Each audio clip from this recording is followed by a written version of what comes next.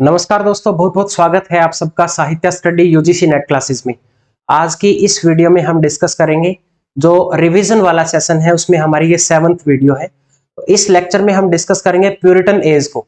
ठीक है, पहले मैं 6 वीडियो इस पे बना चुका हूँ, सिर्फ ब्रीफ में मैंने रिवीजन किया है, उनका रिवाइज करवाई है वो। तो अभी रिवीजन का टाइम है, तो आप अच्छे से इनको रिवाइज कीजिए। तो आज के इस वीडियो में हम डिस्कस करेंगे प्यूरिटन एज को। प्यूरिटन एज के और भी काफी सारे नाम है। एज ऑफ सेंट्स बोलते हैं, कॉमनवेल्थ पीरियड बोलते हैं, फर्स्ट डेमोक्रेटिक एज बोलते हैं, और आयरन गवर्नमेंट भी इसको बोला जाता है। 1649 से स्टार्ट होती है, 1660 तक चलती है, 11 साल तक।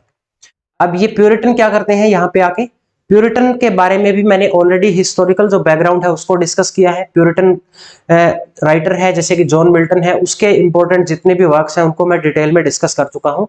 वीडियो आपको जो हमारा मोस्ट इंपॉर्टेंट राइटर की एक प्लेलिस्ट है, उसमें आपको ये वीडियो मिल जाएगी। आप डिटेल में अगर देखना चाहते हो तो उनके वर्क्स मैंने वहां पे डिस्कस किए हैं। तो आज हम सिर्फ ब्रीफ में डिस्कस करेंगे।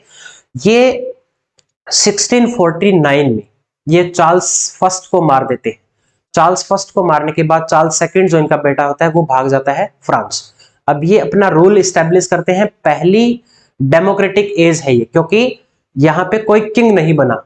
प्यूरिटन के टाइम पे कोई भी किंग नहीं था। अनऑफिशियल इनको लीड कर रहा था ओलिवर क्रोमवेल। ओलिवर क्रोमवेल जो इंस्ट्रक्शन इनको देता था वो ये मान लेते थे सब कुछ। तो इन्होंने क्या किया, सब कुछ बैन कर दिया इंग्लैंड में।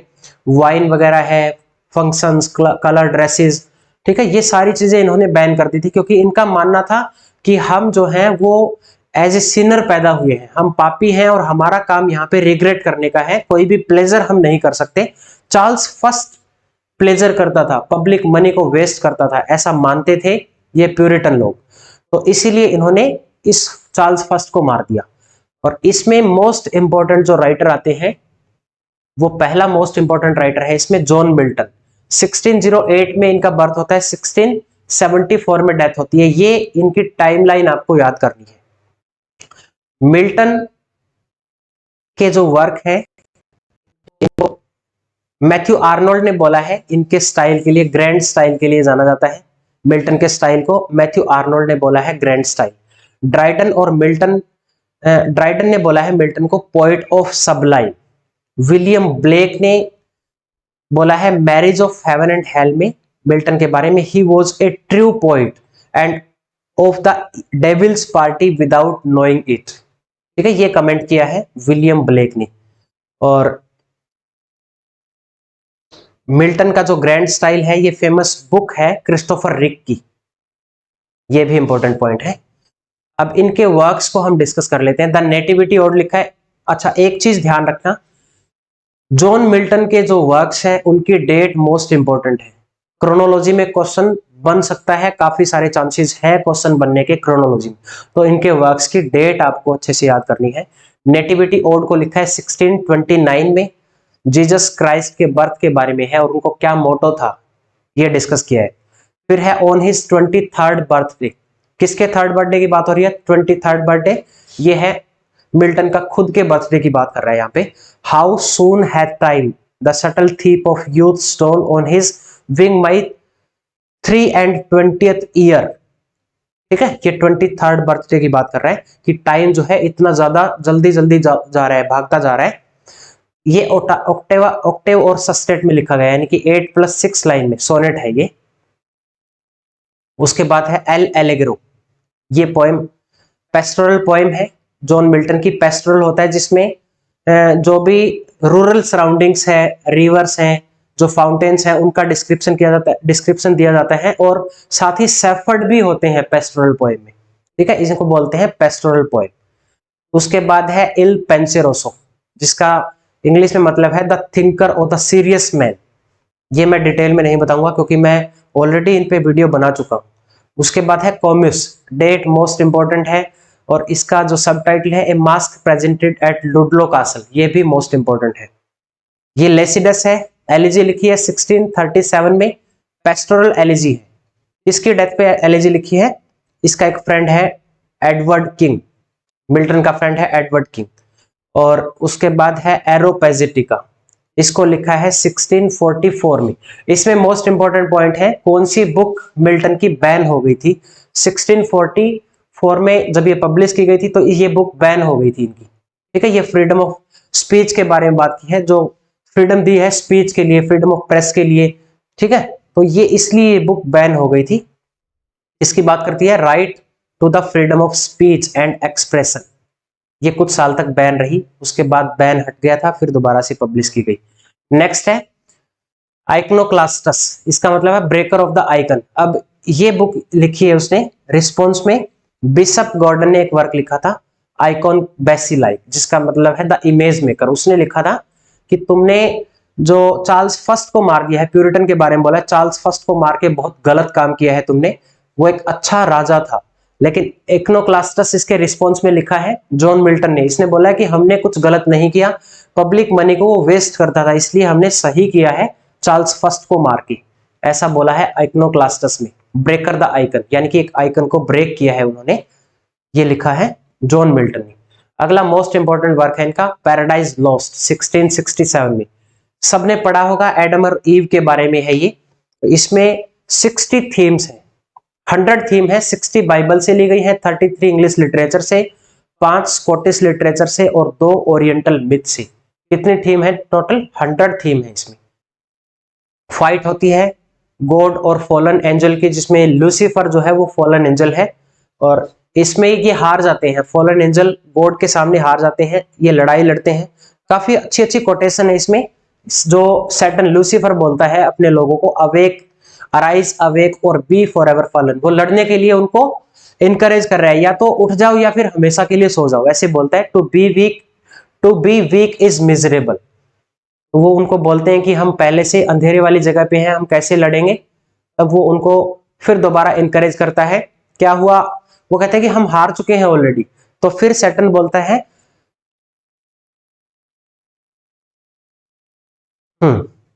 What though the field be lost, what though the field be lost, all is not lost, the unconquerable will and the study of revenge, immortal hate and the courage never to submit और to yield. वो बोलता है क्या हुआ, हम हार गए तो सब कुछ नहीं हारे, अभी हम में ताकत बची है रिवेंज की, हम अपना बदला लेंगे, ऐसे बोलता है वो। तो फिर वो एक एक करके उठते हैं। फिर एक बात और बोलता है better to reign in the hell than to serve in the heaven. कहता है कि इससे अच्छा हम हेल के मालिक बन जाएंगे, हम स्वर्ग में इनके नौकर नहीं, दास बन के काम नहीं करेंगे, इससे अच्छा है हम हेल में चले जाएंगे, वहां पे हम राज करेंगे। ऐसे बोलते हैं ना कि किसी 5 स्टार होटल में नौकरी करने से अच्छा है किसी ढाबे के आप मालिक बन जाओ, ठीक है, ऐसे ही इसने बोला है। तो लेकिन लास्ट में ये हार जाते हैं और इनको हेल में भेज दिया जाता है, और जितने भी ये जो सैटर्न के जो और फॉलन एंजल थे उनको अर्थ पे फेंक दिया जाता है, वो कीड़े मकोड़े बन जाते हैं, ठीक है, चेंज हो जाते हैं वो कीड़ों मकोड़ों में। उसके बाद अगला वर्क है पैराडाइज रीगेन 1671 में लिखा गया है। एक इनका फ्रेंड था थॉमस एलवुड, इन्होंने रिक्वेस्ट किया था इनको। 4 बुक में है, इसमें क्राइस्ट जो है वो हीरो है। अगली बुक है सैमसन एगोनिस्ट 1671 में इसको लिखा गया। ये ऑटोबायोग्राफिकल ड्रामा है, ऑटोबायोग्राफिकल वर्क। खुद बोला है इसने ड्राइडन मिल्टन ने कि ये ड्रामेटिक पोएम है, ठीक है। ये भी इंपॉर्टेंट है, मैंने समरी यहां पे डाली है, तो इसको भी आप पढ़ लेना। तो जो भी ऑनलाइन जो बच्चे पढ़ रहे हैं, जिनको नोट्स मैंने प्रोवाइड किए हैं, वो इसमें से समरी अच्छे से पढ़ सकते हैं। बाकी आप विकिपीडिया का यूज कर सकते हैं, और दूसरी जो वेबसाइट है वहां से भी जो समरी है वो पढ़ सकते हैं। उसके बाद है डिफेंसियो प्रो पॉपुलो एंग्लिको, इंग्लिश में मतलब है इसका an Englishman his defence of people of England, defence of people of England, ये इंग्लिश टाइटल है इसका।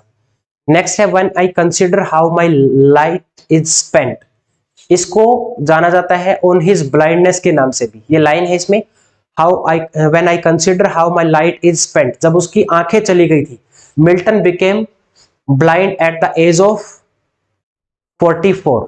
तो ये सोनेट लिखा गया है 1652 में। 44 की एज में ये अंधा हो जाता है, ठीक है। अंधा होने के बाद ही ये लिखता है पैराडाइज लॉस्ट को भी जेल में। इसमें मोस्ट इंपॉर्टेंट एक लाइन है, they also serve who only stand and wait, उनका भी नंबर आता है जो हमेशा सर्व करते हैं और वेट करते हैं सही समय आने का। नेक्स्ट इसमें राइटर है, पोइट है थॉमस ब्राउन। थॉमस ब्राउन का मोस्ट इंपोर्टेंट वर्क है religio Medici, religion of the doctor. तो इसमें सेल्फ पोर्ट्रेट किया है 1643। इसकी डेट याद रखनी है, इंपॉर्टेंट है ये डेट। नेक्स्ट है इनका hydriotaphia, urn burial alternate title है, और एक टाइटल और है डिस्कोर्स ऑफ द स्पेकुलर, सिर्फ टाइटल पढ़ना है। नेक्स्ट है urns lately found in Norfolk, ये भी टाइटल।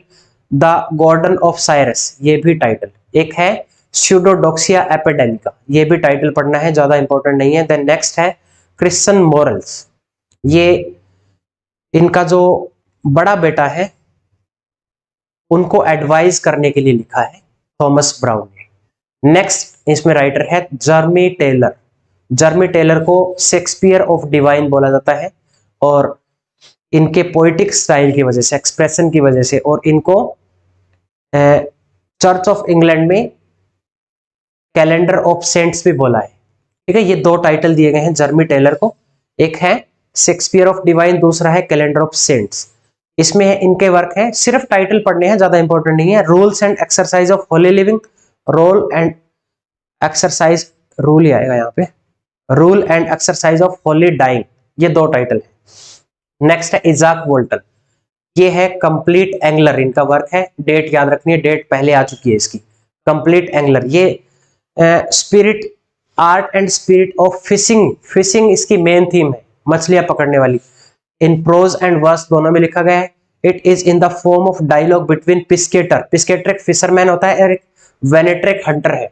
इन ये दोनों डायलॉग की फॉर्म में, मतलब कॉन्वर्सेशन कर रहे हैं, डायलॉग की फॉर्म में इस वर्क को लिखा गया है। नेक्स्ट इंपॉर्टेंट राइटर है रॉबर्ट बार्टन। रॉबर्ट बार्टन का पेन नेम बहुत फेमस है, डेमोक्रेटिस जूनियर, और इनका पहला वर्क है एनाटॉमी एंड मेलैंकोली 1621। डेट इंपॉर्टेंट है। कितनी बार और पब्लिश किया गया है इसको, ये क्वेश्चन आ चुका है। ऐसे भी पूछ सकते हैं कितनी बार टोटल पब्लिश किया गया है, टोटल आए तो 6 बताना है, और कितनी बार और पब्लिश किया गया है तो फिर 5 बार। एक इनकी डेट है 1624 में, 1628 में, देन 32, 38 और 51, इतनी बार इसको पब्लिश किया गया है। इसके बारे में जो डेमोक्रेटिस जूनियर यूज किया है, इसमें बोला है I write of melancholy, he was the first writer who got in depression, Robert Burton. और क्या है डिप्रेशन की वजह, कैसे क्योर कर सकते हैं, वो एनाटॉमी ऑफ मेलैंकोली में डिस्कस किया है रॉबर्ट बार्टन ने। कैसे, I write of melancholy by being busy to avoid melancholy. Melancholy लिखते टाइम इसने क्या बोला है कि मेलैंकोली को आप अवॉइड कैसे कर सकते हैं, जब आप खुद को बिजी रखोगे। There is no greater cause melancholy than idleness, जब आप खाली रहते हैं उससे बड़ा डिप्रेशन कोई होता ही नहीं है।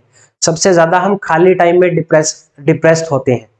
No better cure than business, और जब हम काम करते हैं उससे बड़ा कोई भी क्योर नहीं है, कोई भी सॉल्यूशन नहीं है डिप्रेशन का। अपने आप को बिजी रखो तो आप डिप्रेशन से मुक्त हो सकते हो, ऐसा बोला है रॉबर्ट बार्टन ने। डॉक्टर जॉनसन ने बोला है it was the only book that ever took him out of bed 2 hours sooner than he wish to rise. Doctor Samuel Johnson ने बोला कि ये एक ऐसी किताब है, अगर मैं जैसे रेगुलर 5 बजे उठता हूं तो मैं 3 बजे उठ जाता था, 2 घंटे पहले उठता था, इतना ज्यादा इससे इंस्पिरेशन मिली है मुझे इस बुक से। सो आई पर्सनली सजेस्ट यू, अगर आप भी कुछ डिप्रेशन में हैं, मतलब थोड़ी बहुत टेंशन आपको रहती है, तो वो एक तरह से कन्वर्ट ना हो डिप्रेशन में, तो इस तरह की बुक्स आप पढ़ सकते हैं, खुद को बिजी रख सकते हैं। ये एक मात्र सॉल्यूशन है डिप्रेशन से मुक्त होने का। अब आती है रेस्टोरेशन एज, इसको हम आगे की वीडियो में डिस्कस करेंगे। तो दिस इज ऑल अबाउट क्या पढ़ रहे थे हम पढ़ रहे हैं Puritan age. So this is all about Puritan age, age of saints, commonwealth period. इतने सारे नाम आपको याद रखने हैं ये। तो आगे हम नेक्स्ट वीडियो में रेस्टोरेशन एज को डिस्कस करेंगे। So this is all about Puritan age. If you like the video, please subscribe the channel and press the bell icon so you will get the notification for the upcoming videos. So हमारे साथ जुड़े रहें, be safe, stay connected, best of luck, God bless you.